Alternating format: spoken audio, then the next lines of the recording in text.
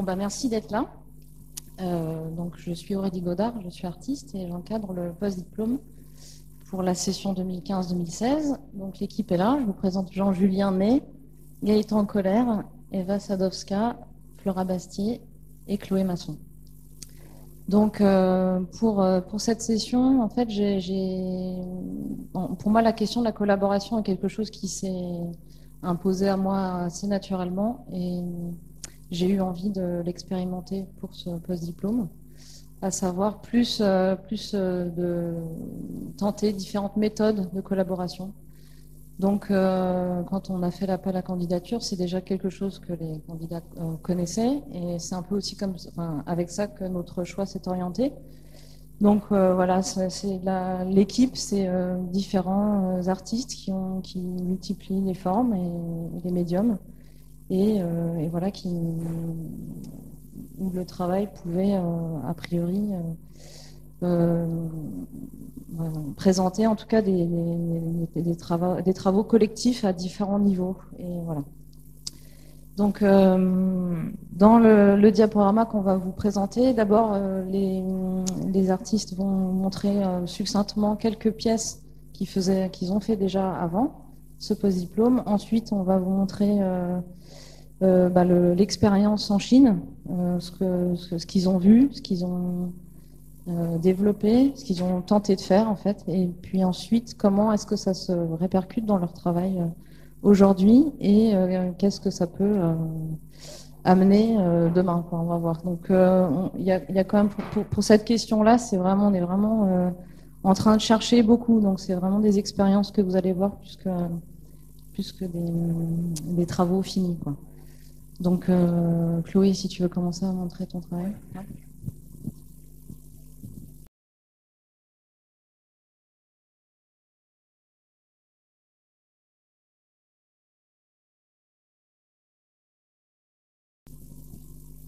Bonjour, donc je m'appelle Chloé, j'ai fait mes études à Alésia, d'Angoulême, aux Beaux-Arts, et j'ai eu mon diplôme il y a 2 ans. Donc là, c'est des photos du diplôme, justement. J'ai plutôt un travail de sculpture. Avant, je faisais plus de photographie de paysage, et petit à petit, j'ai fait des sculptures de taille assez modeste et avec des matériaux pareils, tout aussi modestes. Et l'idée, enfin, c'est comment dire, euh, c'est d'associer des petites sculptures avec des photographies en jouant souvent sur les notions d'échelle entre les volumes et les photos. Là, pour le diplôme, c'est des photos qu'une amie a prises. Et donc là, par exemple, tu peux revenir un peu. Encore. Et du coup, en fait, il y a juste 2 grosses cabanes que j'ai agrandies pour les diplômes, mais de manière un peu naïve, en montrant volontairement des assemblages de charpenterie, mais qui n'étaient pas forcément viables. Je voulais juste qu'ils soient visibles.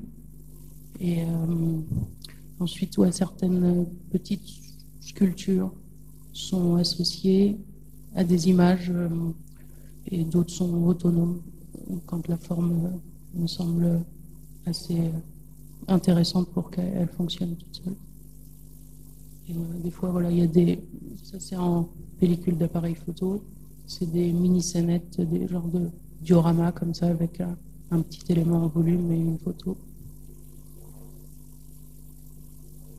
Et il y a d'autres petites sculptures qui se rapportent un peu à l'architecture, mais qui sont pas assez réalistes, et du coup qui sont restées à une échelle assez moindre, et d'autres qui se sont agrandies. Donc ça, c'est une pièce qui s'appelle La piscine, avec une photo d'une amie, et puis une sculpture de moi-même. Et ensuite, là, ça c'est une résidence que j'avais fait à Angoulême avec l'association Quark, où j'avais 1 ou 2 mois de résidence là-bas, un lieu d'exposition à l'hôtel Saint-Simon à Angoulême. Et j'ai voulu essayer des choses qui, que je n'avais pas l'habitude vraiment de faire, en sortant aussi du domaine de l'architecture, et donc avec des formes vraiment plus minimales et des formes géométriques, et l'idée que ces blocs sont séparés, enfin, c'est des blocs en bois qui enveloppent une sorte de matière colorée, et certaines sont visibles, d'autres non. Et voilà, et d'autres vieilles pièces aussi.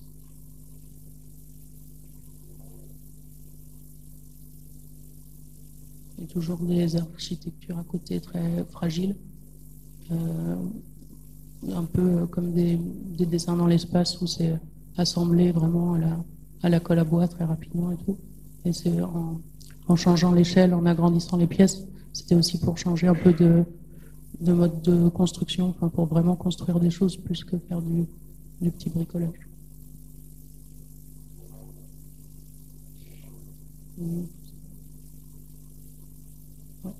Ouais.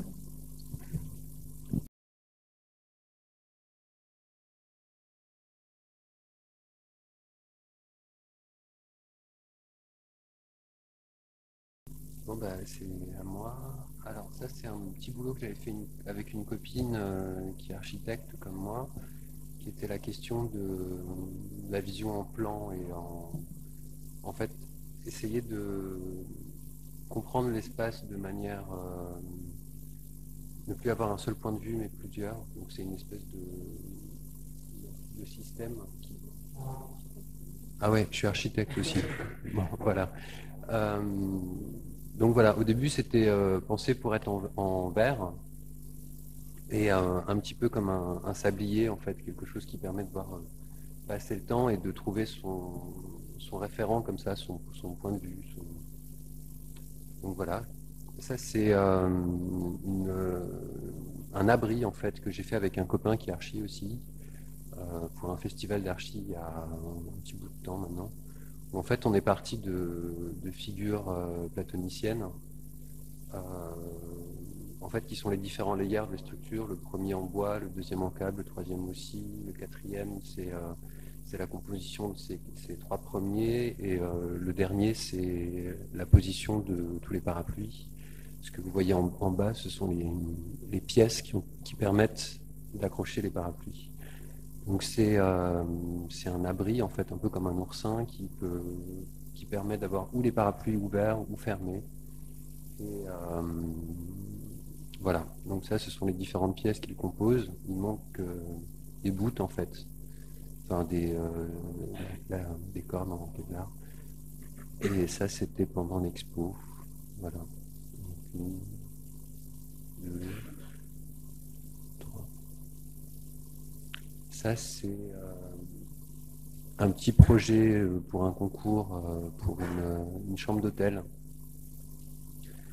où en fait on a travaillé la question de la lentille encore, enfin, de se positionner dans l'espace ou en tout cas de ce que l'on voit.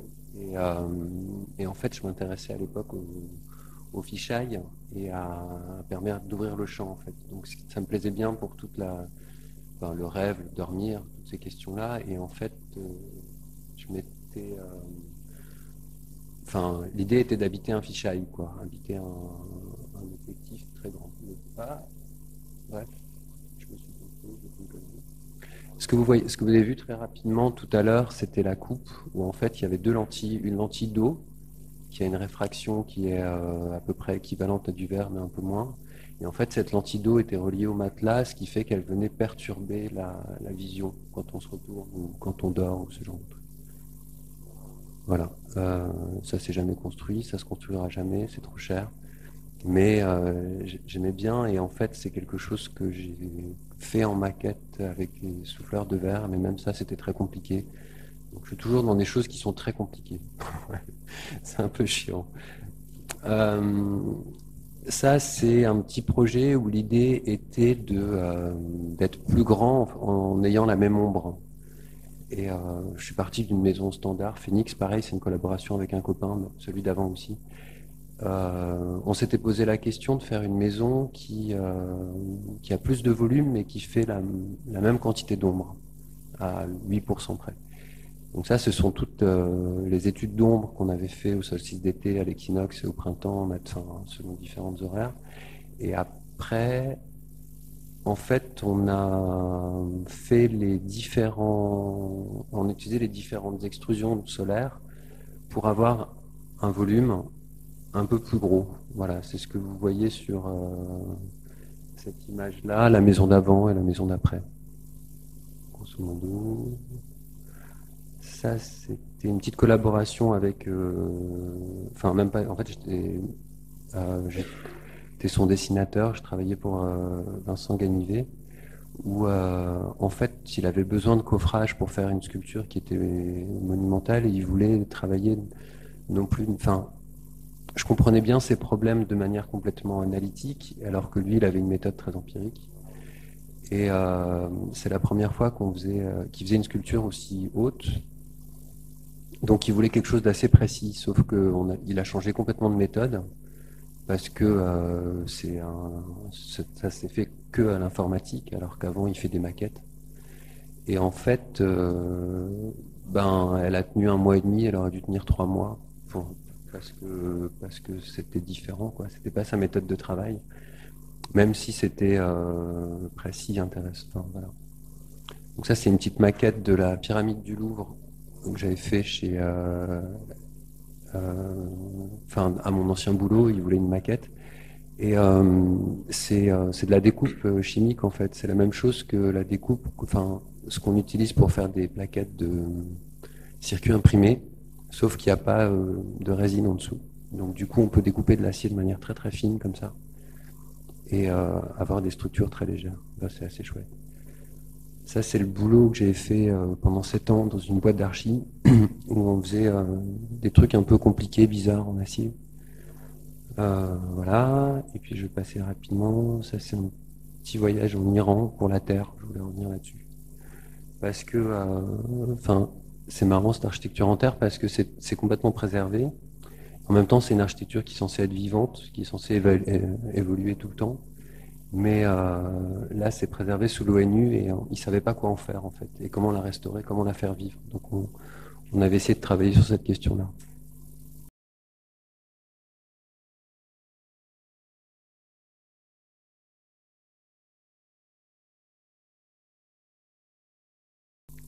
Voilà. Ouais, c'est ça. Je suis désolée, je m'excuse pour mon français déjà. Et si vous ne comprenez pas, je ne peux rien faire vraiment. Et je, je travaille pas vraiment, je produis pas beaucoup des objets, mais j'aime bien me mettre dans la situation plutôt. Alors ça, par exemple, c'est le travail que j'ai fait après mes études, quand je me retrouvais dans la situation sans l'école, sans l'atelier, sans le professeur, sans le travail. Mais j'étais assez bien quand même, alors je me sentis un peu coupable. Alors j'ai fait cette construction dans l'appartement où j'habitais pendant pour faire ma vie un peu plus difficile. Alors pour ça, comment dire, définir ma façon de vivre, de se bouger et tout ça. Mais après, c'était assez confortable, assez, je sais pas, je me trouvais un peu mignon, alors je sais pas si j'ai réussi avec mon idée. Je vis pendant quelques jours comme ça.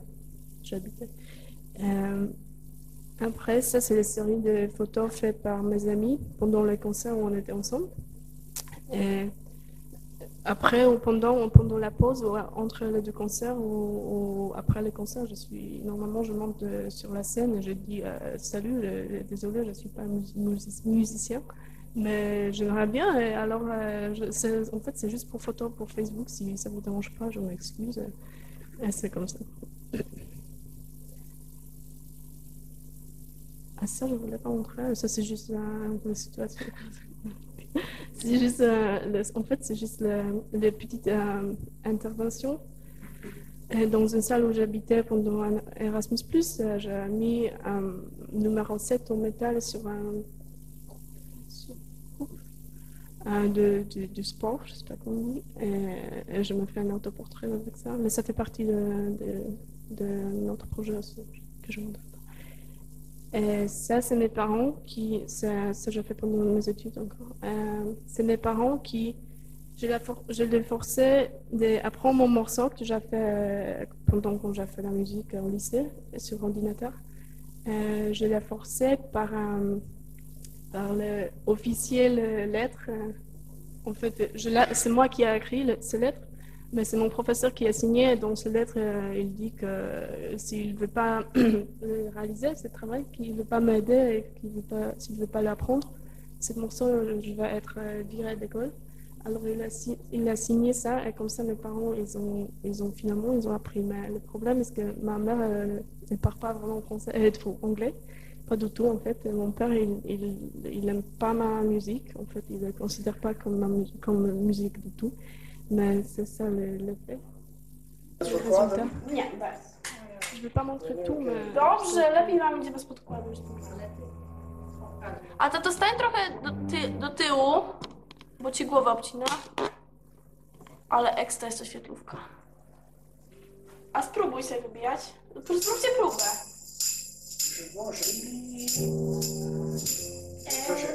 Ale razem Aha.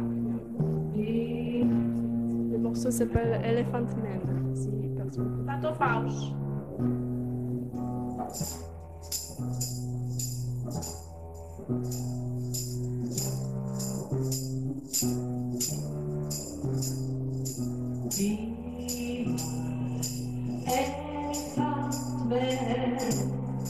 Let me love you this time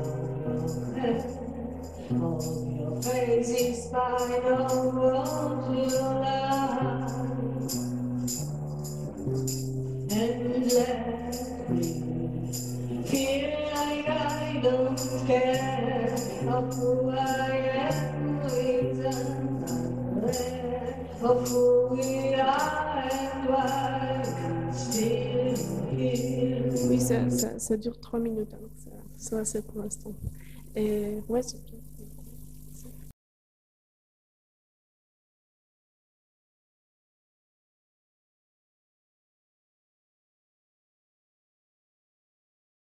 Bonjour. Alors en fait, j'ai fait les Beaux-Arts de Lyon et souvent mon travail s'imbrique la photographie et la sculpture. Du coup, je pars souvent d'objets trouvés, d'objets qui existent et j'essaie de les dévier, de les altérer par la copie. Donc la copie, ce sera souvent des moulages ou souvent la photographie aussi. Des fois, ça peut être aussi du dessin, mais qui va être aussi retransposé dans d'autres médiums. J'aime bien transposer le médium, en fait, partir d'un volume, puis de le photographier pour au final obtenir peut-être un dessin ou alors faire un dessin dans l'espace, alors que c'est du volume en fait. Ce sera dessiné dans l'espace, mais c'est du volume. Voilà. Donc cette pièce-là, elle fait à peu près 1,50 m sur 1,30 m. Donc c'est la photographie d'un pied de biche. Autour, il y a des modules en béton. Et en fait, c'est une photographie qui a été faite à la chambre. Donc j'ai fait ça dans un studio.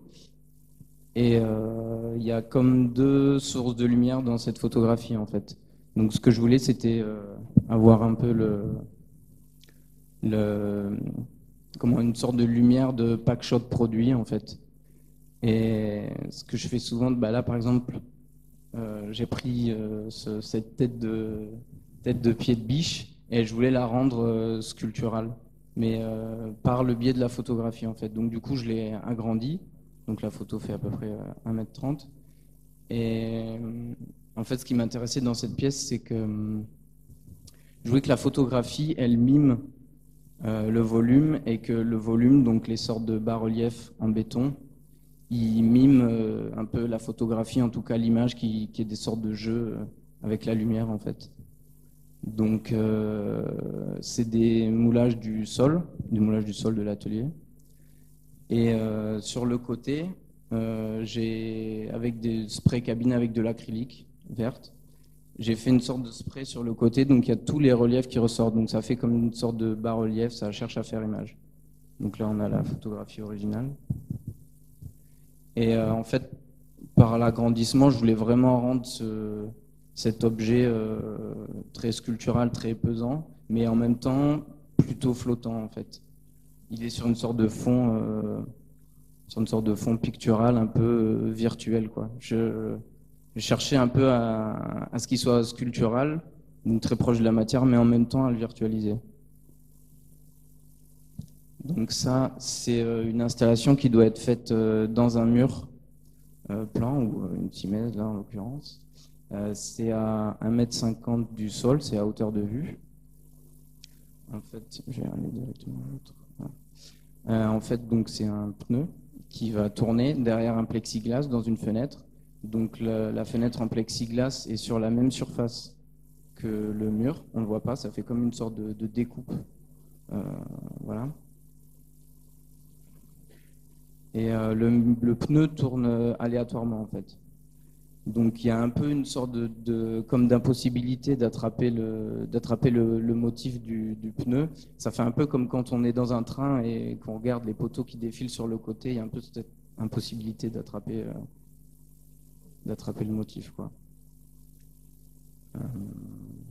Voilà, donc en fait j'ai essayé de... Quand on rentrait dans la pièce et qu'on voyait cette fenêtre, pendant très peu de temps, mais pendant quelques fractions de secondes, il y avait un peu une sorte de doute entre est-ce que c'est une vidéo, est-ce que c'est un vrai objet qui tourne derrière quelque chose. Souvent, on n'arrivait pas trop à le dire. C'est très court, mais c'est un peu ce laps de temps-là qui m'intéresse. Donc en fait, je cherche tout le temps à un peu virtualiser la matière, en fait.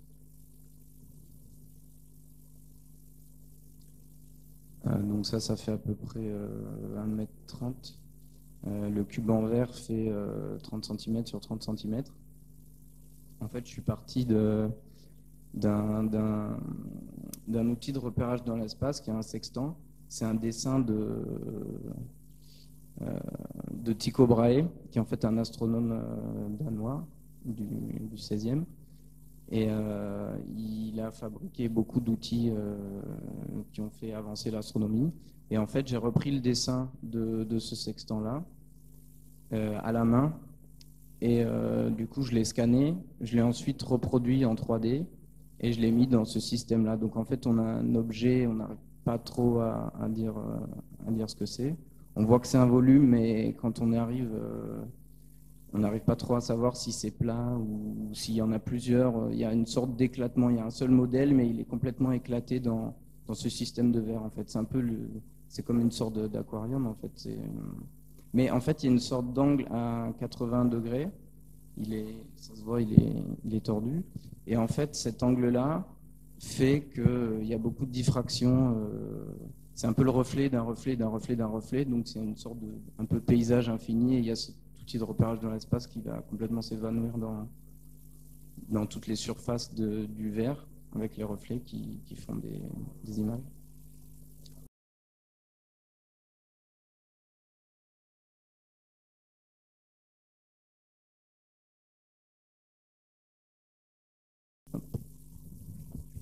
Bonsoir.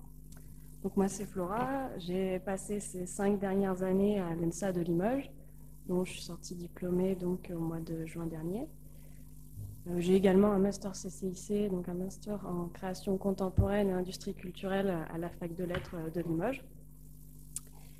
Et mon travail tourne autour de la notion du mouvement, souvent entre l'action et sa trace.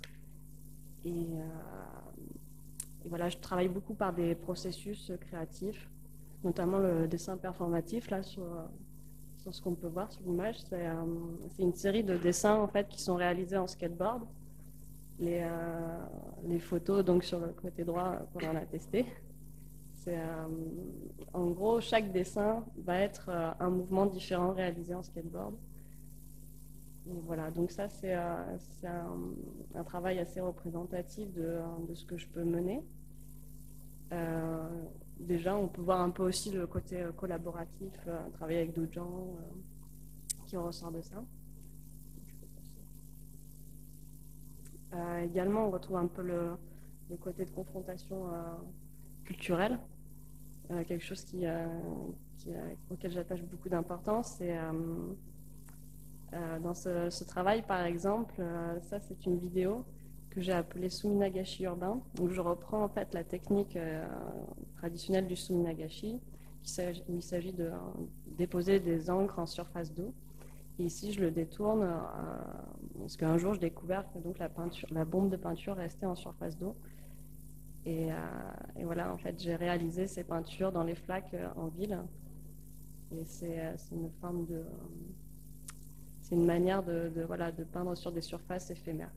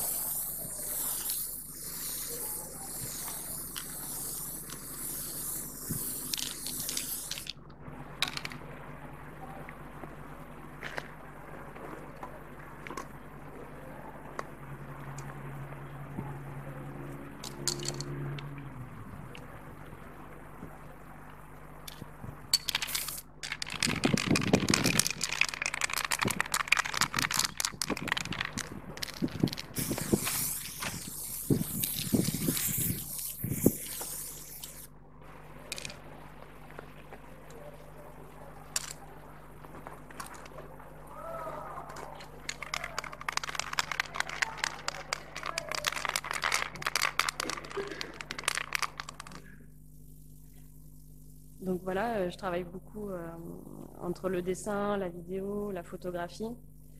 Et j'ai eu déjà l'occasion, donc au cours de mon cursus, de faire de la céramique. C'est un médium qui m'attirait de plus en plus. J'ai beaucoup aimé travailler autour aussi de la matérialité sonore. Et c'est quelque chose que j'avais envie de travailler en céramique. Ici, c'était une pièce que j'avais fait l'année passée, où voilà, j'aimais bien reprendre des objets qui sont plus industriels, contemporains, et les détourner, les refaire en céramique pour leur donner une sorte on voit un passage du temps comme une forme d'archéologie en fait. Non.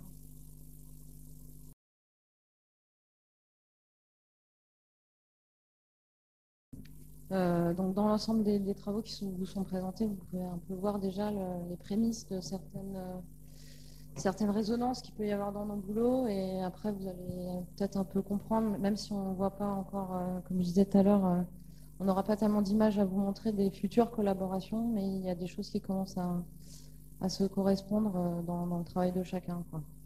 Voilà. Donc là, on va voir le voyage en Chine, et donc on a ici des cartes. Je ne sais pas si... Ouais, en fait, Paris c'est d'un côté, Shanghai de l'autre. Après, ça fait Shanghai à gauche, et puis on arrive à Shenzhen qui est à 800 km au sud-ouest de. On fait ça en bus. On débarque, on avait une petite carte. Pas grand-chose, quoi. Vraiment pas grand-chose, et on arrive là-dedans. Voilà. Ça, c'est un quartier qui a été rasé, en fait, effectivement, le quartier qui était entre deux lieux où on travaillait beaucoup, donc la faculté, le GCI, et un autre endroit qui s'appelle le Pottery Workshop, où il y a des artisans qui travaillent et qui nous ont accompagnés sur plusieurs projets. Voilà, donc c'était un quartier qu'on pouvait traverser à un moment donné. Vous verrez un peu plus tard ce qu'il en est devenu. Voilà. Donc ça, c'est un peu les paysages qu'on a tout le temps. C'est des quartiers qui sont détruits. Et dans l'arrière-plan, un peu plus tard, par quoi ils sont remplacés. Ça va très vite. Voilà, ça c'est les projets. Et derrière, on a déjà le truc qui est fabriqué. Donc je crois que c'est beaucoup ça la Chine, hein. On a vu beaucoup entre Shanghai et Jingzhen, c'est des étendues de villes comme ça qui se construisent très très vite. Ici, c'est le dortoir. On va voir une série d'images. C'est donc là où on vit, là où on travaille, en gros. Alors, les facs, elles sont un peu à l'extérieur de la ville, donc vous n'avez pas vu le centre, mais le centre, ça reste assez moderne aussi. Bon, on avait des chambres, on avait de la chance, on avait une salle de bain par chambre, alors que d'habitude, les Chinois qui sont sur le lieu ont une salle de bain pour l'ensemble du bâtiment. La cantine, voilà. Finalement, on n'y allait pas si souvent que ça, parce qu'on pouvait manger dehors pour 3 euros. Même pas. 1,50 €. La vue de la chambre, plus ou moins. Et voilà. Enfin, Gindezen, c'est une ville qui est assez extraordinaire parce qu'elle a autant des fabriques que des tours et des logements. Et ça reste. Enfin, c'est entre post-industriel, artisanat et ville dortoir. Il y a un truc un peu assez fou.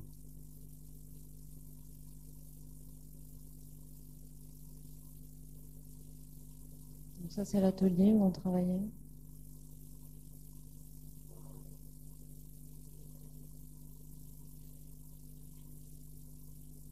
On est là.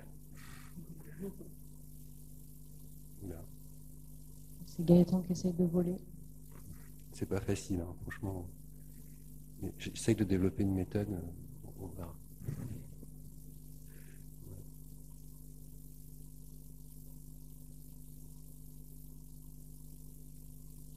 Ah ouais, ça c'était il y a quoi, 2 semaines après notre installation, 3 semaines, quelques jours. Ouais, à peine quelques jours. Là, on avait construit une petite boîte pour faire des émaux en fixant un ventilateur le long de la fenêtre. Et puis, on essayait de tenir un lieu assez propre. Non, ce qu'il faut dire aussi, c'est qu'au départ, on a vraiment décidé vous avez décidé de faire les choses. Ouais. Donc, voilà, on a passé quand même au moins 2 mois à vraiment faire des moules, émailler. Voilà, donc parfois, il y a certains projets qui étaient vraiment trop difficiles à faire. Du coup, on a fait appel à des artisans, mais quand même, le tout, c'était de s'y coller vraiment au départ, quoi. Et encore une fois, on avait une carte avec des points pour savoir où est-ce qu'on pouvait attraper tel ou tel truc. Et un petit gars qui parlait aussi bien anglais que moi. Et c'était pas forcément très évident pour savoir où est-ce qu'on peut trouver de la barbotine. On n'en avait jamais touché, enfin, sauf Flora. Mais on y allait, quoi. Enfin, il y avait un truc un peu. De toute façon, on n'avait pas le choix. Fallait découvrir un peu ce que c'était que la porcelaine, quoi. Et bon, là, il y a entre 2 pannes de courant plus tard, des fuites dans les toits, tout ça. Enfin, il y avait un truc, c'était plutôt bon enfant. C'était notre atelier. On avait enfin notre atelier. Il y avait cette espèce de truc où il fallait qu'on en mette le plus possible partout pour faire des choses, quoi. La barbouline, comme on peut. Un système d'éclairage très évolué. Et surtout des mecs qui bossent autour de manière assez impressionnante. Ouais. Et ça, si on a découvert ça, il fallait fouiller, quoi. Ouais, du coup, on avait quand même pas mal d'outillage et on avait une sorte de tool street où c'était une grande rue et il y avait énormément d'outils partout. Du coup, on allait là-bas et on faisait un peu avec les moyens du bord, mais au final, les outils chinois sont quand même assez spéciaux et de pas très bonne qualité. Donc c'était assez dur au début et puis après, on s'est habitué et on faisait nos moulages avec un peu ce qu'on trouvait et on y arrivait à peu près. Bah là, j'en parlerai en fait plus tard, mais du coup, il fallait qu'on fasse aussi nos propres systèmes pour arriver à couler de grosses quantités et où se débrouiller. Donc voilà, donc l'atelier le permettait, donc Ouais, c'était pas mal. C'était un peu compliqué parce qu'on avait que des tables, on n'avait pas de banc de coulage, on n'avait au final aucun outil réel pour travailler la porcelaine avec le moulage. Du coup, on se débrouillait un peu comme on pouvait. Mais au final, ce qui était assez intéressant quand même aussi dans cette expérience, c'est qu'on partait avec beaucoup de handicaps. C'est-à-dire qu'on ne savait pas du tout faire de céramique ou de porcelaine. On ne parlait pas chinois. Tout ça faisait qu'on a dû développer quand même un certain sens quoi, du pratique et et du collaboratif aussi très, très tôt, quoi. On a quand même eu tout de suite besoin les uns des autres. Et donc ça a installé quand même une ambiance, un travail en fait dans le groupe qui était bien, quoi. On avait des copains qui venaient de Congolais. Brazzaville. Et c'était sympa. Enfin, ils racontaient toute la difficulté d'être africain dans une ville chinoise qui n'avait jamais vu ça. Et c'était assez. Ils étaient contents de nous voir, quoi. Il y avait un truc. Enfin, c'était chouette, quoi. Et du coup, ce qui était pas mal, c'est que ça faisait au moins 3-4 ans qu'ils étaient là. Du coup, ouais, au moins 3 ans. Du coup, ils pouvaient nous montrer un peu les fours où aller pour faire telle chose et toutes les spécialités techniques du coin. Donc c'était pas mal. Et surtout qu'il y en avait un qui parlait très très très très bien chinois. Donc du coup, il nous aidait un peu des fois dans toutes les petites choses de la vie. Il y avait quand même Rondo le traducteur, mais lui, il nous a quand même, enfin tous les deux, ils nous ont quand même beaucoup aidés. Après, par hasard, on a rencontré Chine, une chinoise qui a étudié à Marseille et qui nous a fait rencontrer très vite des designers, des jeunes designers chinois qui travaillent là-bas. Donc voilà, de là, on a échangé pas mal de choses, quoi. C'était bien. On a le GCI aussi. Enfin, on a été aidé par 2 étudiantes chinoises qui étaient sur la photo, Vicky et Shirley, leur nom chinois. Et du coup, elles venaient 1 ou 2 fois par semaine nous donner plus ou moins des conseils de céramique. Traduire des étiquettes démo, des trucs comme ça.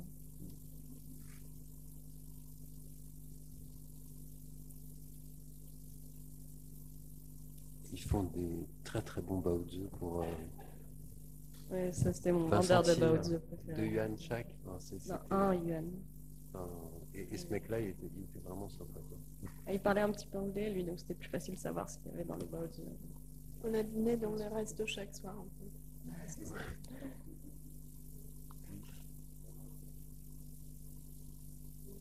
C'était un. Bon, on a fait beaucoup, beaucoup d'erreurs, hein. Et là, À la rencontre avec la délégation.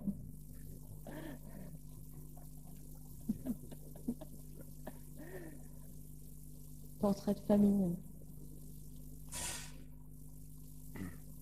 Ça, c'est un peu. Ouais, c'est des étudiants étrangers qui étudiaient donc au GCI aussi, avec qui on avait contact, quoi. C'est vrai que tout le monde. Il y en avait qui étaient en histoire de la céramique, voilà, d'autres qui étudiaient la céramique plutôt techniquement, d'autres plutôt de façon historique. Ça, c'est quelques périples. ouais, enfin, ça m'a fait comprendre les paysages peints chinois, en fait, tout cette brume. Ouais, les estampes, ouais. Ça, c'était notre couleur qui nous a sorti de beaux draps plusieurs fois. Et ouais. Des fois, ils sont tournés, des fois, ils sont coulés. Il faut y aller quand même. Ça, c'est le travail d'un céramiste assez atypique, en fait. Enfin, c'est vrai qu'on avait tendance à voir beaucoup de formes récurrentes dans les galeries. Grâce à Chine, on a quand même pu rencontrer certaines personnes qui avaient un travail très, très, très spécifique. Voilà. Donc lui, c'était un céramiste qui avait sa galerie juste en face du GCI, qui était vraiment hyper étonnant.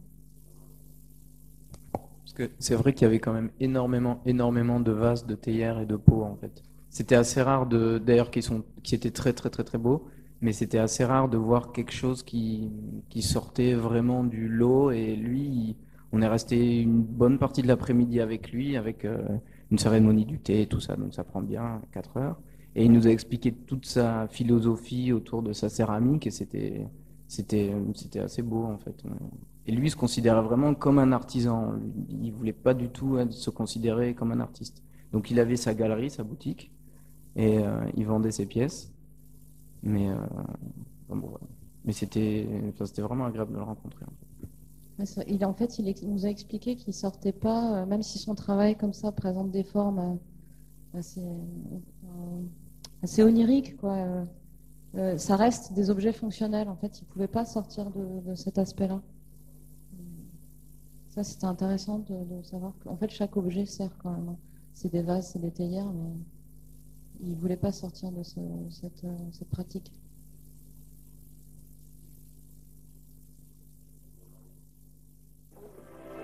Oui, ça c'est un petit condensé en film.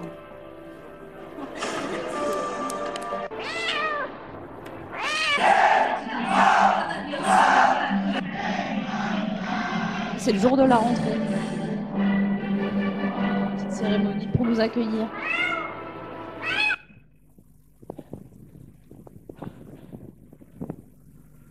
C'est ça de montrer très bien, très bien, très bien.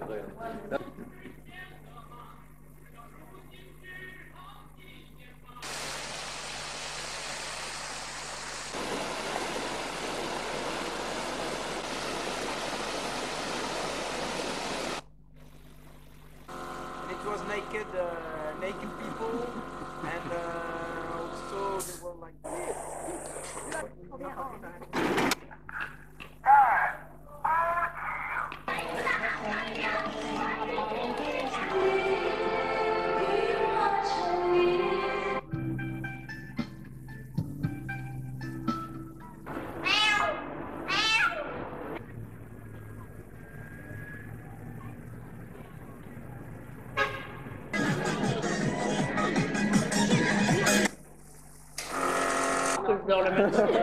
Ça cogite, attention.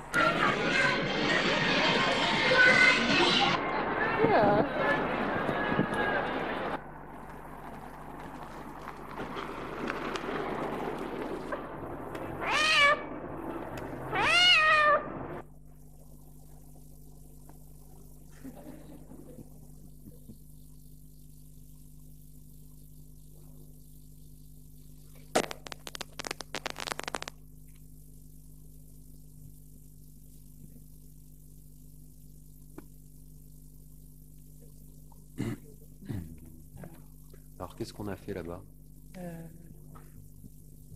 Ouais. Du coup, donc, comme on vous a montré, le quotidien, c'était pas mal à l'atelier.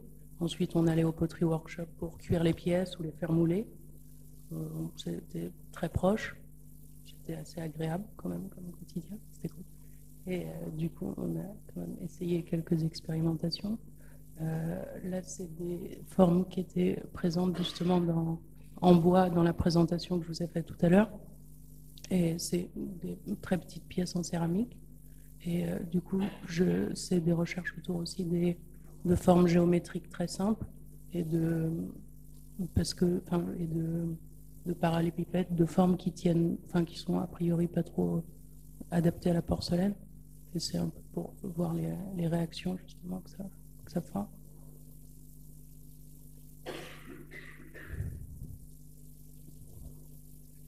Et c'est toujours avec, comme les projets d'avant, c'est avec cette idée de bloc entaillé où on enlèverait une sorte un petit endroit de l'enveloppe pour découvrir une matière intérieure. Et du coup, là, c'est juste en porcelaine, avec différents essais démo qu'on ne retrouvera sûrement pas là.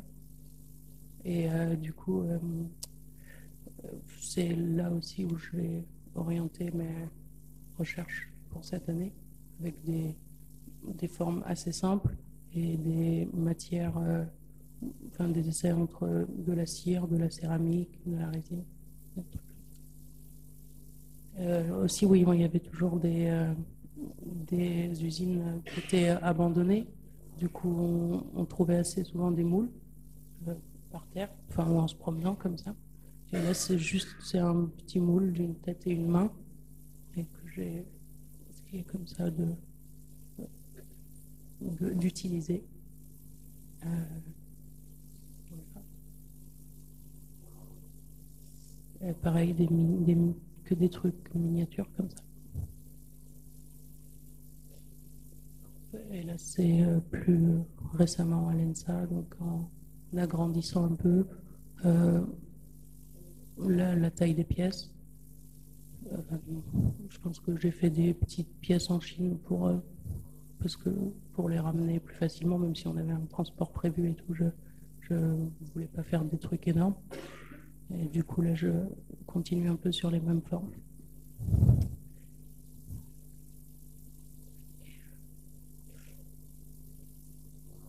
Et ensuite, avec Jean-Julien, on a fait une sorte de mini-exposition à Qingdezhen. Donc là, c'est un chemin qui mène des dortoirs à une rue où on allait souvent. Et je ne sais plus qui, l'un de nous avait repéré cet endroit qui servait de poubelle. Et on trouvait ça assez intéressant de l'utiliser pour faire une sorte de petite vitrine présentation. Et donc Jean-Julien m'a proposé d'installer les petites pièces dedans, en essayant de créer un dispositif de vision. Et en fait, c'est une vitre sans teint. Donc la journée, ça fait un miroir où les gens passent comme ça. Et la nuit, petit à petit, il y a une lampe à l'intérieur qui est faible, c'est assez faiblement éclairé. Et du coup, petit à petit, les genres de totems, on a pris ça un peu comme des sortes d'hôtels ou de petits endroits un peu magiques. Aussi. Et on a fait un vernissage. Donc voilà, donc on a fait un petit vernissage aussi, où on a fait venir les gens du GCI, enfin nos amis étrangers du GCI et donc le groupe d'Américains qu'on a pu voir avant. Ah oui, non, le groupe d'Américains c'est le Pottery Workshop en fait. Le GCI, c'est aussi le Qingdezhen Institute de... Ouais, mais on aurait dû le dire au début ça. Et du coup voilà, donc il y a eu pas mal de réactions. Et en fait, c'était assez marrant parce que quand on a installé ça la journée, les gens croyaient qu'on nettoyait en fait cette sorte d'endroit. Ils nous disaient non, c'est pas à vous de nettoyer tout ça.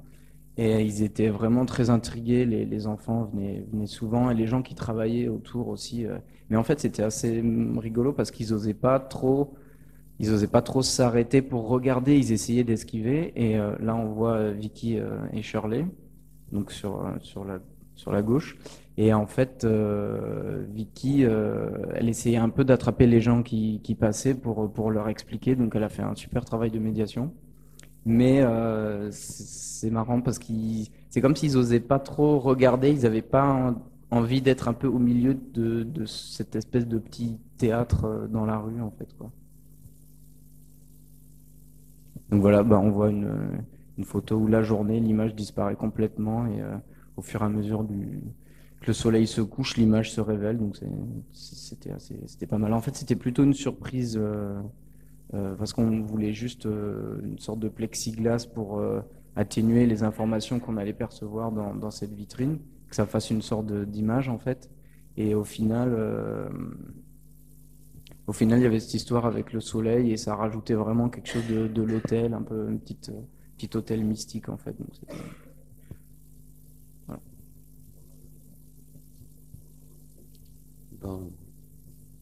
Moi, la Chine, ça n'a pas été toujours très simple. Franchement, j'ai à peu près tout raté. Si j'avais vu une pièce moulée qui était le ventilateur de l'atelier, et puis je l'ai ramené là-bas. pour faire un moule, en fait, voir, parce que je n'avais aucune idée de comment vraiment on faisait un moule d'une pièce que je voyais tous les jours. Et bêtement, je ramène mon hélice comme ça chez le mouleur, et il me demande comment il faut la faire. Je ne sais pas, moi, j'en sais rien. Donc j'essaye de lui donner comme ça des idées, mais c'était pas forcément très simple. Donc du coup, je me suis retrouvé avec un moule d'une hélice complète. Et j'ai compris au fil du temps qu'en fait, ça se faisait morceau par morceau. C'était une pièce qui était compliquée, que pendant le four, ça se liquidifiait, ça se déformait. Enfin, bon, bref, c'était pas évident. Et alors que pour moi, une hélice, ça me semblait simple. Enfin, je comprenais pas. Et en fait, j'étais parti au début, comme ça, je m'étais dit, bon, pendant ces 3 mois, je vais faire une pièce. Apparemment, les moules, enfin, on part sur un truc carré. Je vais garder mes figures platoniciennes et puis je vais faire une forme comme ça qui est faite de pans et que je vais réussir à pouvoir mouler en 18 pièces. Et puis, enfin, bon, bref. Donc, je m'étais fait ma petite image 3D, tout ça, pour me faire plaisir. Et puis, ça, c'était grosso modo la maquette de l'objet que je voulais mouler dans un cube en verre. Donc, j'ai mis ce truc-là dans du plâtre, j'ai coulé le plâtre, puis après, j'ai récupéré les morceaux. Et puis, je me suis dit, bon, maintenant, je vais remplacer le plastique par la porcelaine. Bon, ça n'a pas marché du tout. Hein. Mais au bout de 3 façons différentes d'essayer de faire quelque chose, j'ai réussi à sortir ce machin.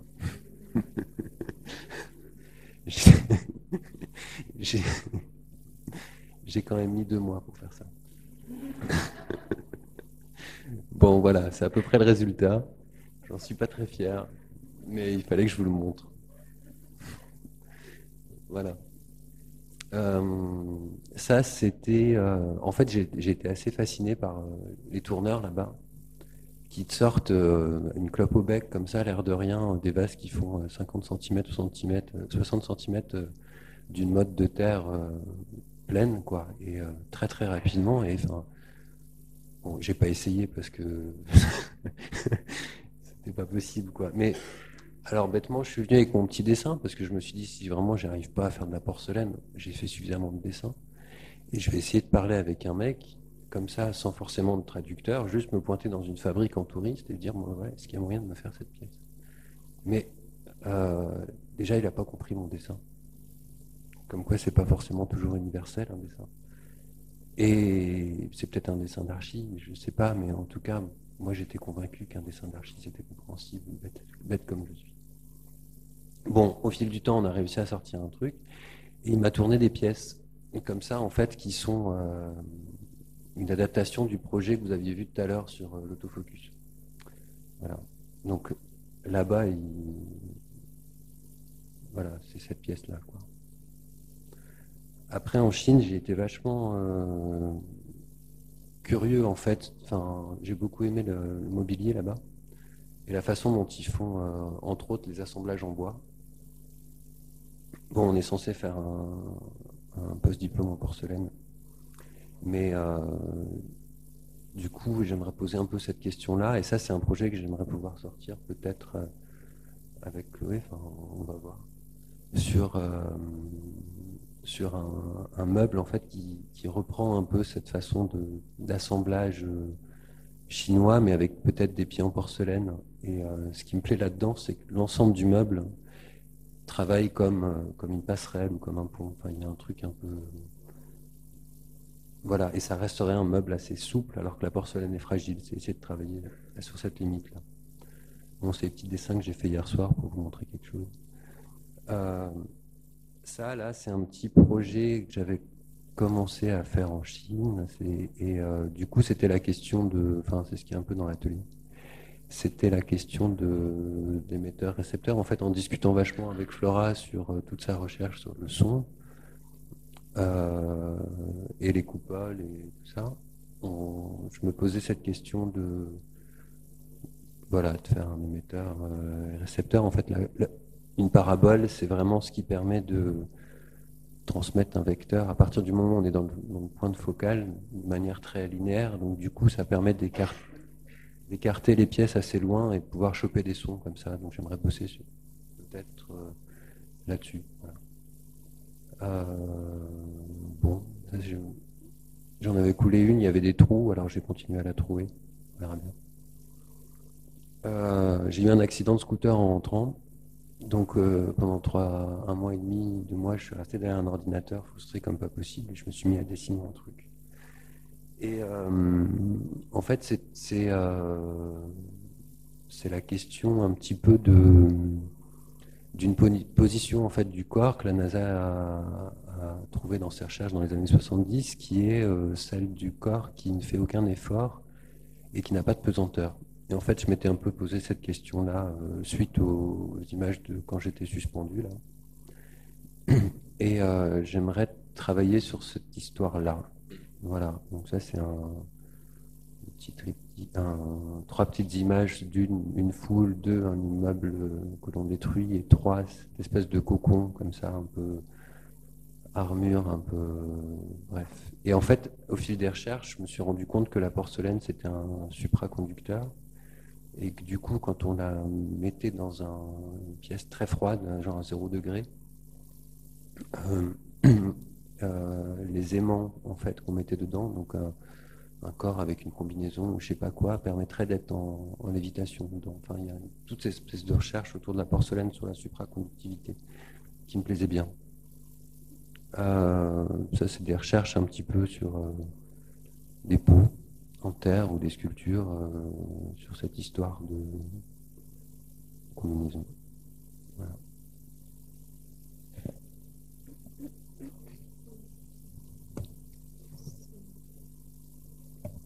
Alors ça c'est la première pièce que j'ai fait en Chine, en porcelaine dans ma vie aussi. Et c'est le don qui était inspiré par les vrais dons chinois que j'ai vus dans la rue. On voit pas souvent ce genre de dons en Europe. J'ai fait genre de masque pour mettre dans la bouche par les gens. Après je l'ai donné à mes amis. C'est Aurélie à droite. Après, j'ai pensé les vendre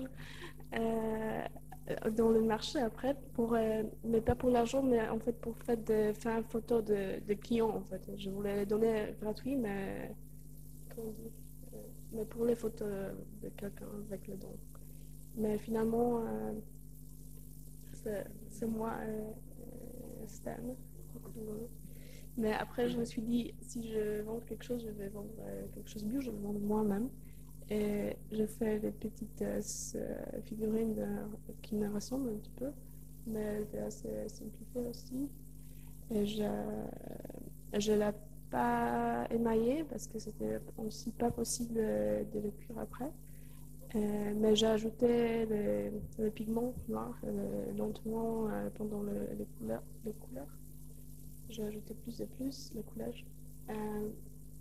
Alors, ils sont de blanc jusqu'au noir. Et après, je suis allée au marché dans les rues au Shanghai et au Jinbei et j'ai essayé de les vendre. Et c'était plutôt les femmes qui sont achetées. C'était assez drôle. Mais en fait, c'était juste assez. Pour eux, c'était déjà intéressant qu'il y a une fille blonde qui vend les choses dans la rue. C'était assez bizarre comme expérience. Et bien sûr, c'était le truc qui me virait après, enfin. Ça, c'est la bombe que j'ai fait. Elle est pas cuite. C'est juste parce que quand on est arrivé, juste après, tout le monde nous ont dit que moi, je ne savais pas du tout que les trucs pouvaient exploser dans le four. En fait, pour moi, c'était abstraction. Alors, j'ai fait, quand j'avais commencé par penser à ça, j'ai fait la boule sans le trou. En fait, elle est vide, elle est crue dedans, mais elle est crue. Elle est fermée sans trou. Alors, après, j'ai essayé de les mettre dans un four avec mon traducteur Rando. Et en fait, je jouais un peu avec les propriétaires de four. J'ai essayé de les mettre dans un four. Et après, ils m'ont dit, mais non, mais ça va exploser. Mais après, j'ai essayé d'expliquer que non, mais c'est pas la vraie bombe, ça va pas exploser. Ça, c'est le toit de notre dortoir. Qui m'a, en fait, cette pièce, j'ai essayé de la faire avant, mais je n'avais pas le contexte vraiment. Et alors, quand j'ai vu le toit, je me suis dit que ce serait parfait. Alors, c'est la plaque en béton sur le ressort, dans un ressort, qui est juste maintenant. Et après, les parties intégrales de cette pièce, parce que je l'ai fait, mais en fait, je ne savais pas trop quoi faire avec ça. Et après, quelqu'un fait les graffitis derrière, alors je me suis dit qu'il faut faire un film.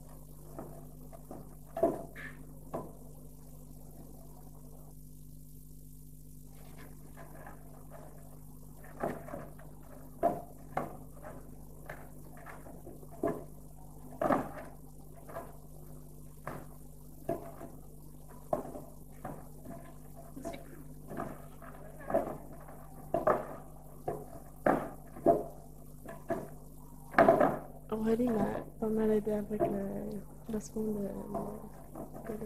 parce que c'est en ciment aussi, c'était très difficile de le mettre en fait en place parce qu'on a dû porter je sais pas combien de kilos de ciment sur le toit, sur le dernier étage.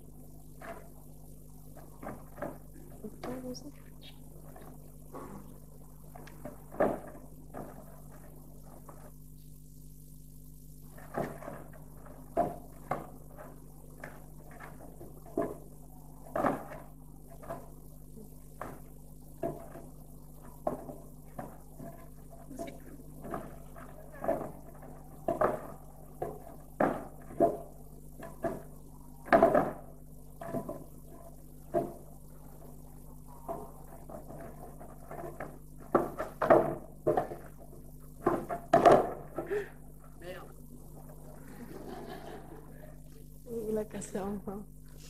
Gâteau.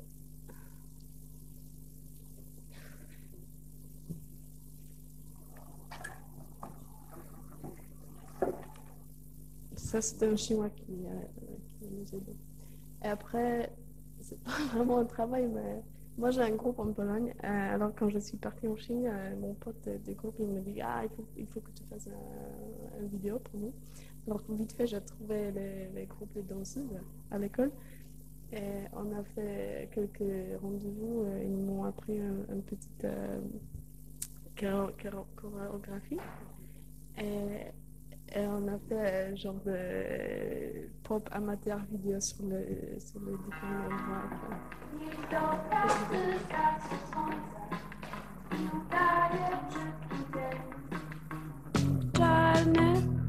Mais c'est pas la vidéo, c'est là, mais c'est ça, je pense. Niech żyje bohater, sam padł na to, że nim jest.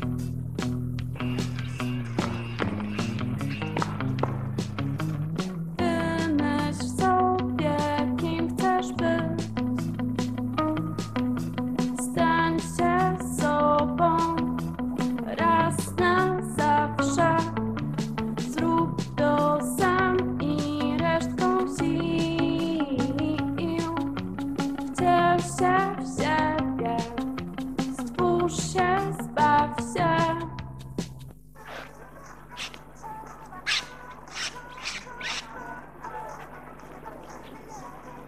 En fait, c'était pas du tout pour nous. Ça, c'est un prototype de projet qu'on a avec Aurélie.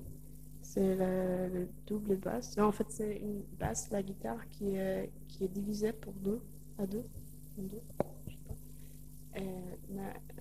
C'est un projet qui est en progrès et on va le finir ou on va essayer de le refaire ici à Limoges parce que c'était trop difficile en Chine. Ils nous ont pas compris que ça doit être léger, que ça doit pas. Je sais pas, oui, tu veux parler plus de ça? Oui, ça pour l'instant, c'est vraiment à refaire. Et ça, c'est déjà les choses que j'ai essayé de faire ici à Limoges. Quand on est revenu, en fait, je sais pas combien. En fait, c'est juste la sculpture de ma main droite avec ma main gauche. Moi, je suis droitière. Alors, bien sûr, c'est un peu plus difficile qu'en Chine, qui m'a manqué un petit peu. Je vais essayer de le faire avec ma main gauche. Mais aussi, c'est assez facile.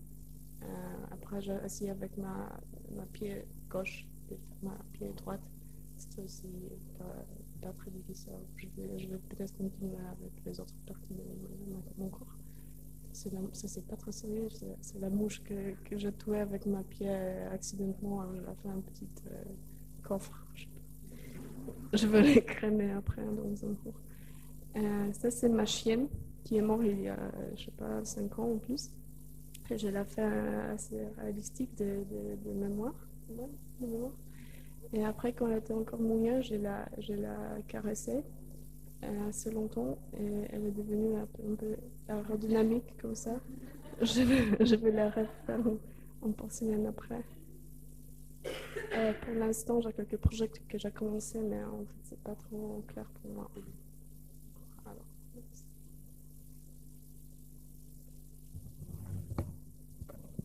Du coup, en Chine, en fait, vu qu'on avait l'atelier à disposition, on avait les clés, on faisait ce qu'on voulait au niveau des horaires, donc on avait notre petite organisation.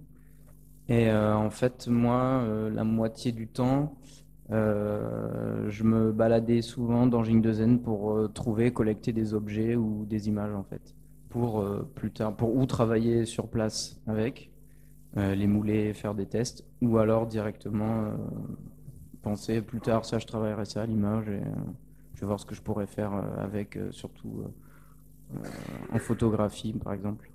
Alors du coup, j'avais mon petit vélo avec mon matos photo et je me déplaçais dans Jingdezhen pour essayer de trouver des sortes de petites scènes sculpturales à prendre en photo. Donc là, en fait, le lieu qu'on voit, c'est ce qu'on a nommé Wasteland. C'est juste à côté ça doit être 10 minutes à vélo du GCI. Et en fait, c'est une sorte de quartier d'usine énorme, mais complètement désaffecté, abandonné. Et en fait, par terre, on trouve de tout, des moules, de la porcelaine, beaucoup de moisis, énormément d'eau. Pas complètement abandonné parce que c'était encore des gens qui sont venus là pour. C'était un peu adapté les parties pour, par exemple, les cours de badminton. Oui, c'est vrai. Alors c'est vrai, au début, il y en avait un. Enfin, ça a été du coup récupéré. Et l'espèce de première usine où on arrive, c'est assez bizarre parce que on a. Ah, c'est dommage qu'on n'ait pas. Ouais. Mais en gros, c'était vraiment une usine comme celle-là. Et on arrive, il y a des canapés avec des chaussures et des équipements de badminton en fait. Donc on se dit, waouh, qu'est-ce que c'est que ça? Et du coup, il y avait des anciennes usines. On dirait que ça a été abandonné du jour au lendemain. En fait, tout est par terre. Il y a du matériel, encore des stockages, des moules, des pots. C'était vraiment assez impressionnant. Donc là, on voyait les bandes de coulage. En fait, dans ces photos-là, c'est un peu des photos, des choses qui m'ont vraiment inspiré, intéressé à Jingdezhen. Donc là, on peut voir à gauche juste une sorte de chose qui devait être usuelle avant, mais que j'ai pris en photo juste pour, peut-être même pas pour l'utiliser en tant que sculpture ou dans un assemblage photographie-sculpture, mais juste comme ça parce que je trouvais ça intéressant. C'est un peu pour vous montrer aussi ce qu'on a vu, ce qui nous a inspiré. Donc du coup, à droite, c'est bien une baignoire remplie de porcelaine sèche. Donc là encore. Ça avait à peu près la taille d'être humain, un petit peu moins, des humains sans tête. Hein? Des humains sans tête, au niveau de la taille. Donc il y avait vraiment des moules énormes, complètement abandonnés comme ça. Du coup, je ramassais pas mal de moules en fait, pas mal d'objets déjà moulés, cuits, pas mal de moules. Ça, c'est une grille que je trouvais assez belle. Ça, c'était dans la petite ruelle où on a fait la vitrine.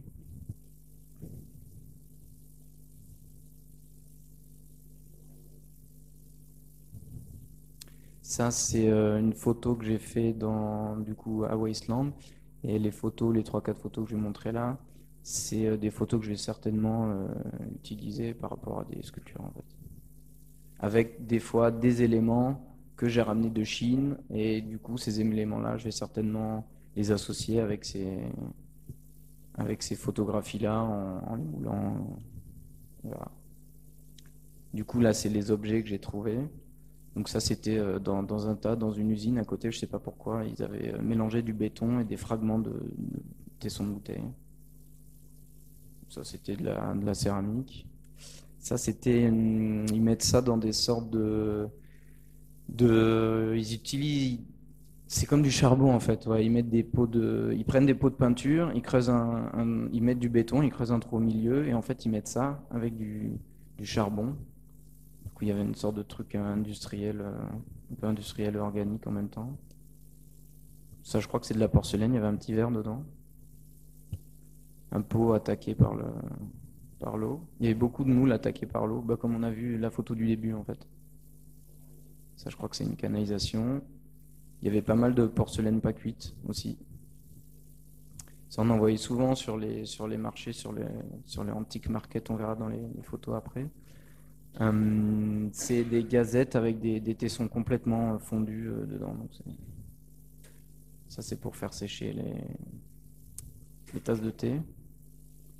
Donc voilà, je trouvais souvent des moules comme ça. Là, j'en ai pas pris beaucoup en photo, mais du coup, je pense qu'on pourra travailler en commun sur ces moules. Ça pourrait être pas mal. Avec Chloé, on était pas mal intéressés par cette forme. Voilà, ça, je crois que c'est un truc. Je sais pas à quoi ça sert. Jouet modulaire. Ça, je sais absolument pas à quoi ça sert. Ça doit être un jeu. Ouais, non. Voilà. Du coup, de ces objets-là, donc pas mal de moules où on a essayé des choses dedans, de retailler, de mouler. Et du coup, à partir de ces objets, là, j'ai commencé un peu. Ça, c'était à la base une sorte de petite théière qui contient de l'encre. Et voilà, je vais essayer d'en tirer ici un boulot photo de ces objets que j'ai ramenés là. Pour faire comme une sorte de peut-être d'édition, d'abécédaire, ou peut-être le passer aux autres lorsqu'ils voudront faire avec. Mais un peu d'essayer de les décontextualiser et qu'on sache vraiment plus ce que sont ces objets, quoi. Donc ça, je sais pas du tout à quoi c'est. Je pense que ça devait être pour faire sécher des trucs à manger dessus, mais je l'ai trouvé dans cet état-là. Du coup, là, je vais passer rapidement. Ça, c'est au Shanghai Museum. Donc, c'était vraiment super beau. Donc, on s'est dit, on va vous les montrer. Appuie-tête. Appuie-tête aussi. Petit mangeoire pour les oiseaux. Ça, dans mes souvenirs, ça vient de Jing de Zen. Ça aussi.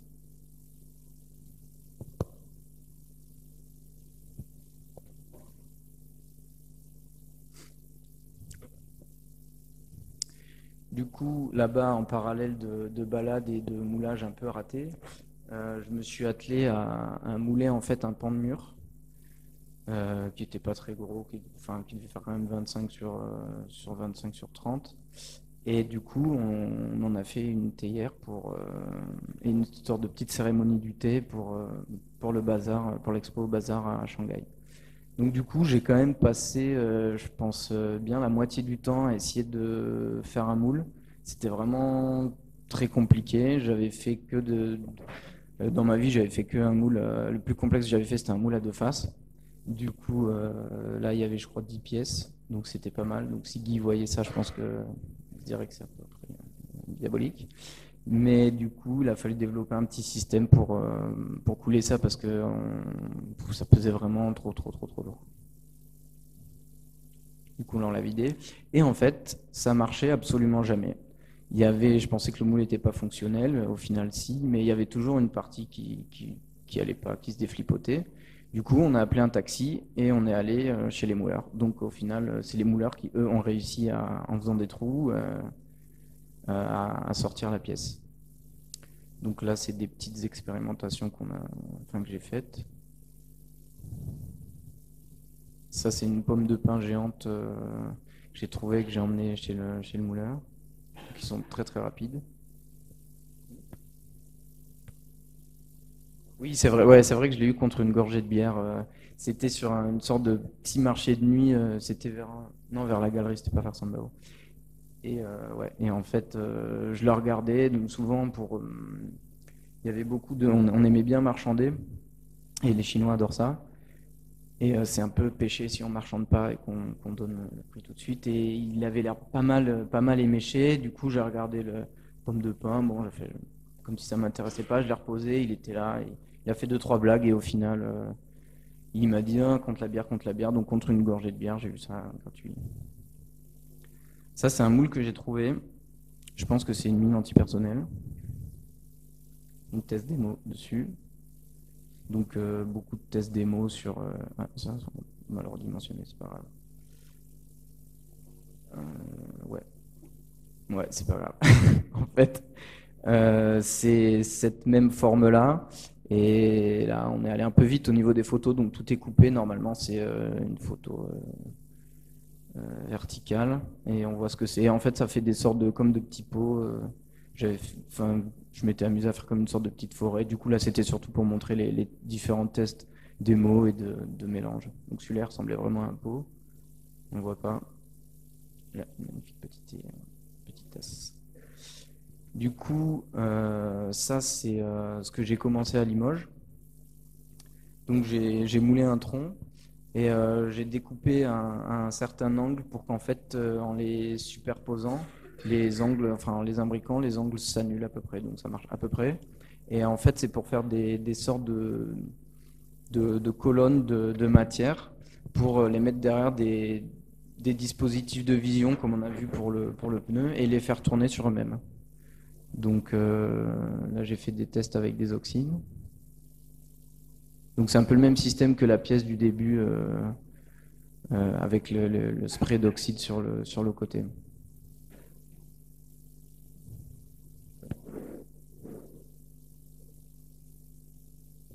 Donc normalement, il y aura un éclairage spécial, comme des sortes de petites mises en scène. Mais ce que je trouvais intéressant, c'est que si vous regardez sur la gauche, il y a une sorte de... C'est comme si le volume s'écrasait un peu parce que il y a les oxydes noirs qui superposent et du coup, ça fait une sorte de partie noire. Je pense qu'on le voit plus sur les photos. Ouais, voilà. De partie noire et du coup, j'ai l'impression que ça, comme si ça s'écrasait. Mais on verra derrière des systèmes qui vont un peu altérer les informations, ce que ça pourra donner. Et du coup, ce qui serait envisageable, c'est que, on va dire, moi, je fasse des sortes de moulage un peu comme ça, de moulage, d'avoir des sortes de colonnes de matériaux et qu'en fait, les autres trouvent des dispositifs de vision par rapport à ces choses qui doivent tourner sur elles-mêmes, en fait. Donc ça serait pas mal. Ça, c'est la moitié d'une plaque d'égout moulée. Du coup, dans ces moulages-là, j'avais envie de faire un peu des sortes de moulages pris sur le vif, un peu comme Palissy quand il moulait les grenouilles, des pierres, tout ça. Moi, un peu plus notre époque. Donc, du coup, je suis allé à la recherche de blocs, de choses pleines de matière qui m'intriguaient. Donc ça, je pense que celui-là, il pourrait être mis en quinconce et ça ferait une sorte de colonne. Donc là, encore des tests de matière. Et voilà.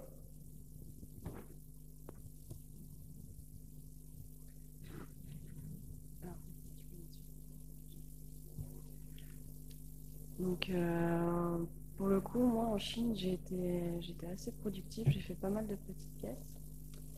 Et j'ai beaucoup travaillé également en vidéo. Ici, ça a été un des premiers projets que j'ai abordé. En arrivant là-bas, j'ai été un peu fascinée par les chasseurs d'esprits. Toutes ces bêtes un peu écailleuses, style dragon, poisson, qui mettent sur les devantures des maisons. Et voilà, j'avais l'intention un peu de travailler dans ces formes qui étaient ondulées avec ces motifs d'écailles. Et au final, au hasard voilà, le premier jour où j'ai commencé à travailler là-dessus, le midi, quand on est allé manger, je suis tombée sur une partie de moule, où c'était seulement le corps d'un dragon. Et voilà, une forme comme ça, ondulée. Et ça tombait à point nommé. J'ai commencé à travailler avec ça, où j'ai simplement réalisé des estampes assez fines. Ensuite, je décollais de manière assez violente. Enfin, voilà, je passais la soufflette et je démoulais comme ça pour que ça prenne au final une forme de chute assez naturelle. Et voilà, tout ce que ça m'évoquait, ça, c'était un peu comme une seconde peau. Moi, ce que je les appelais en fait des mues de dragon, quoi.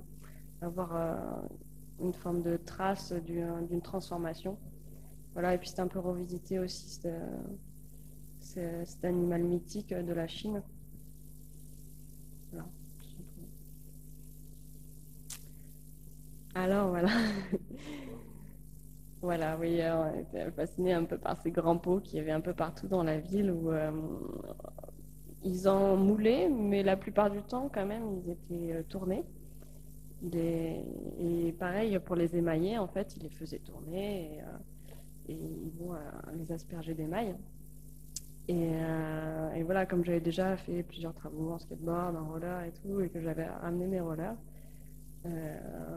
l'idée est venue assez rapidement, voilà, que je me mette à émailler en fait un grand pot qui ferait ma taille et un roller.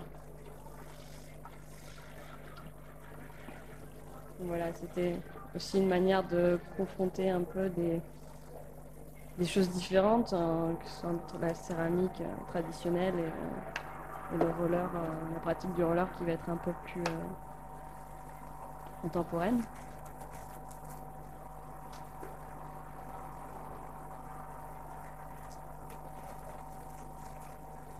Donc voilà, bon là c'est juste un extrait qu'on va vous montrer, mais cette vidéo, ça dure 20 minutes.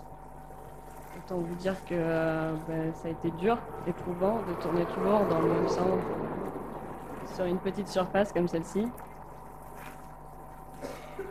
Voilà, donc au fur et à mesure de la vidéo, on voit que je progresse dans mon émaillage tout en même temps où je vais fatiguer, où je vais chuter. Et voilà, il y a aussi tout cette ambivalence entre le geste qui se doit être précis, au final il est spontané. Et voilà le risque de la chute de cet objet qui est très fragile, qui au final je n'ai pas cassé.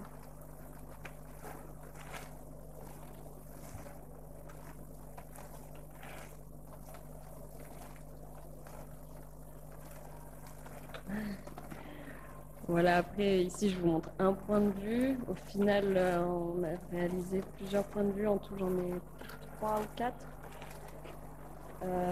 Ça, c'est quelque chose que je voudrais utiliser, tous ces points de vue, dans l'installation, dans une installation pour montrer plus ça. Voilà. Peut-être arrêter ici.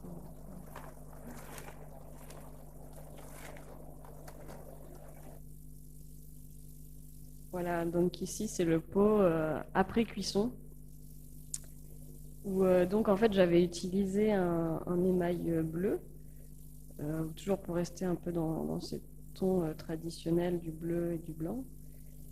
Et ce qui n'est pas ressorti exactement comme j'aurais pu l'imaginer, parce qu'en fait les porcelaines qui sont utilisées pour faire des grands pots sont des porcelaines très résistantes et qui vont avoir plutôt un teint beige.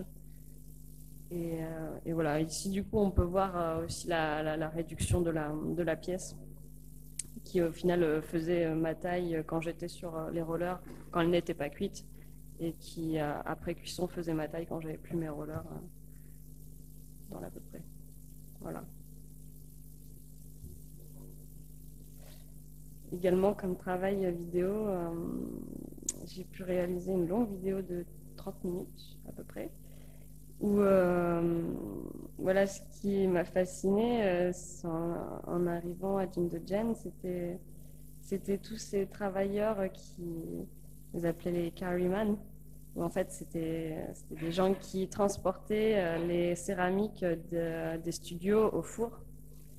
Et donc on en voyait très souvent qui se baladaient en ville avec leur chariot rempli de céramique, alors que bon voilà, l'ambiance de la ville aussi est très mouvementée. Et il y a vraiment un contraste entre cette ville contemporaine et ultra animée et ces céramiques qui sont toutes fragiles et qui se déplacent dans l'espace urbain. Et c'est comme ça que ça m'est venu l'idée de faire une vidéo où simplement j'ai demandé à un de ces transporteurs de prendre ma caméra, d'embarquer ma caméra sur son chariot et de filmer un pot classique chinois qui donc a effectué le trajet entre notre studio où là on travaillait et le pottery workshop, les fours publics, là on allait cuire notre caisse.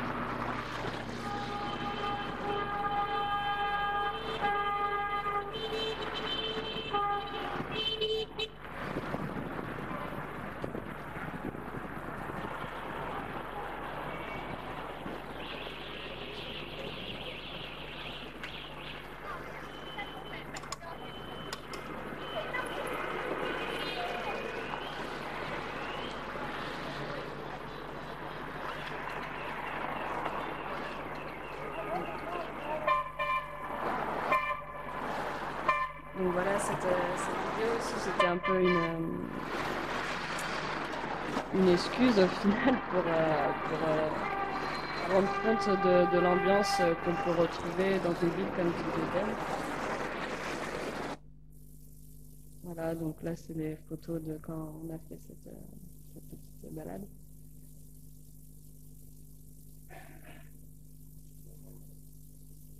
Voilà.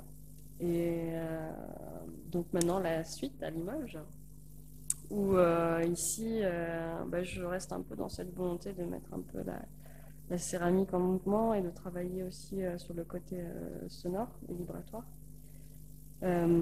Ici c'est un projet que j'avais pensé depuis un long moment, c'est de réaliser en fait un rail de chemin de fer en céramique et c'est de reprendre encore une fois un objet industriel et de le détourner en céramique et de pouvoir aussi l'ajuster, le déformer comme je l'entends. Ici, donc, j'ai commencé à faire tout simplement des diapasons en porcelaine, dans l'idée de pouvoir faire sonner la porcelaine, avoir une idée un peu de quel son ça pourrait produire. On peut voir aussi sur la droite que j'ai commencé à les déformer, toujours dans une idée d'imager un peu cette vibration. Et ensuite, du coup, je suis partie sur l'idée d'un agrandissement de cet objet. Voilà, les premiers diapasons que j'ai pu cuire ont révélé donc un son, une sonorité qui est assez légère. Et au final, je trouvais ça intéressant de partir sur un objet qui allait être agrandi et qui pourrait vraiment donner une autre dimension à cet objet déjà du diapason, mais voilà aussi avoir ce côté vibratoire de la porcelaine qui ressort démultiplié. Voilà, et je continue toujours ma pratique du dessin à côté, où là c'est une série de dessins c'est un des dessins d'une série que j'ai commencé où j'utilise les diapasons que je trempe tout simplement dans un récipient rempli d'encre de Chine qui va être situé au centre de la feuille. Donc, quand le diapason vibre, il va faire des éclats sur la feuille. Voilà. Alors voilà, je poursuis encore des travaux où je reprends des objets. Ici, ça va être des objets de mesure. Et jouer un peu sur justement ces réductions, ces déformations que peut avoir la céramique. Et jouer de ça avec des instruments de mesure qui après cuisson, ne vont pas du tout ressortir de la même manière. Donc ça, c'est des premiers objets qui commencent d'une série. Et aussi, maintenant que j'ai le temps, j'essaye ce que j'ai commencé en Chine, c'est d'apprendre à tourner. Et voilà, ça c'est quelque chose qui m'attire depuis très longtemps, qui me fascine. Et comme je suis toujours, j'ai tendance quand même à faire beaucoup de pièces rondes. Et tout ce processus aussi m'intéresse beaucoup. Du coup, là, je commence vraiment à faire des petites pièces qui deviennent de plus en plus grosses. Au final, de faire des paraboles, des choses dont on a parlé avec Gaëtan, toujours autour de cet esprit du son. Également, Aurélie a commencé à faire des formes dans cet esprit.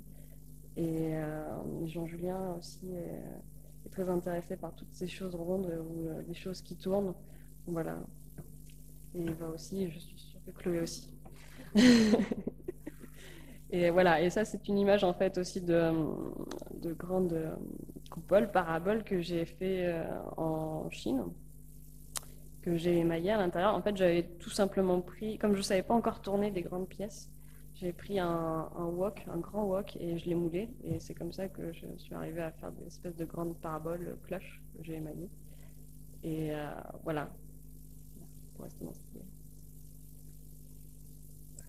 Donc ça va être l'expo, c'est ça? Ouais. Du coup, on a été invité par Paul de Vautour, qui est un artiste français qui vit à Shanghai et qui tient un lieu qui s'appelle le Bazar Compatible, et il fait beaucoup d'expositions.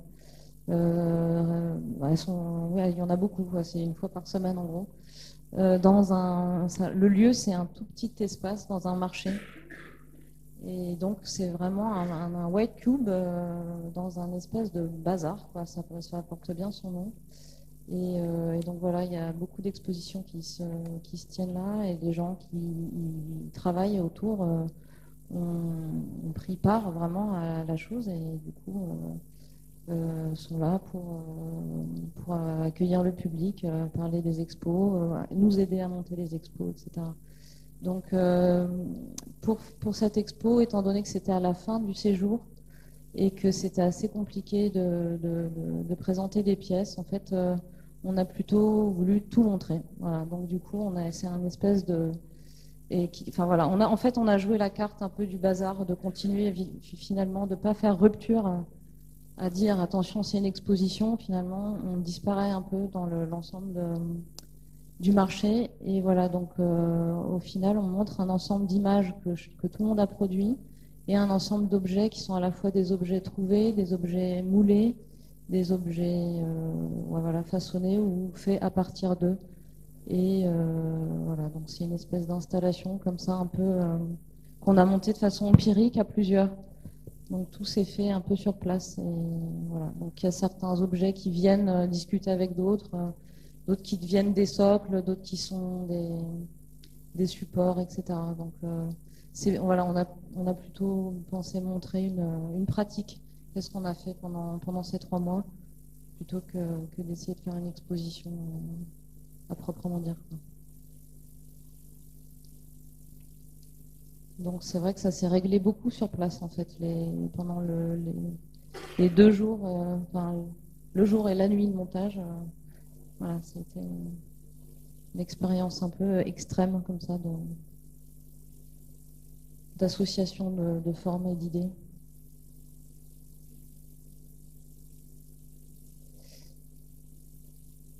Ça fonctionne un peu aussi sur le système du cadavre exquis, c'est-à-dire voilà, quelqu'un fait une proposition, quelqu'un d'autre rebondit, Et à ce propos, en fait, pour vous la faire courte, au niveau des collaborations qui sont en route, en gros, il y a pas mal de duos qui se montent et des trios. Il y a des choses qui vont venir se régler comme ça. Mais il y en a aussi où voilà, le projet, c'est de travailler tous les 6.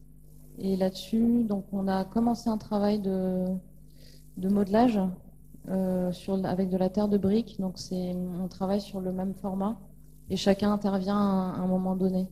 Donc ça, on va vous le montrer tout à l'heure. Ça, ah oui, pardon, j'ai pas parlé de la cérémonie du thé. Ouais. Bon, ça c'était pour clôturer l'expo. Voilà, on a donc proposé une cérémonie du thé avec la théière que Jean-Julien avait fait et un certain nombre de tasses. Voilà. Et c'était pour boucler l'expo en fait. Donc ça, c'est le travail qu'on a commencé. Donc là, il s'agit de travailler à 12 mains, du coup. Et chacun intervient après l'autre, donc en fonction de l'autre. Donc ça donne des choses très surréalistes, quoi. Voilà.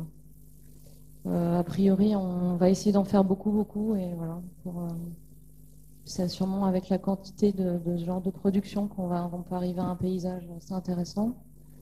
Et dans un autre projet qu'on a aussi, où on va travailler tous les 6, c'est qu'on va aller travailler dans une carrière, directement sur un lieu d'extraction de terre.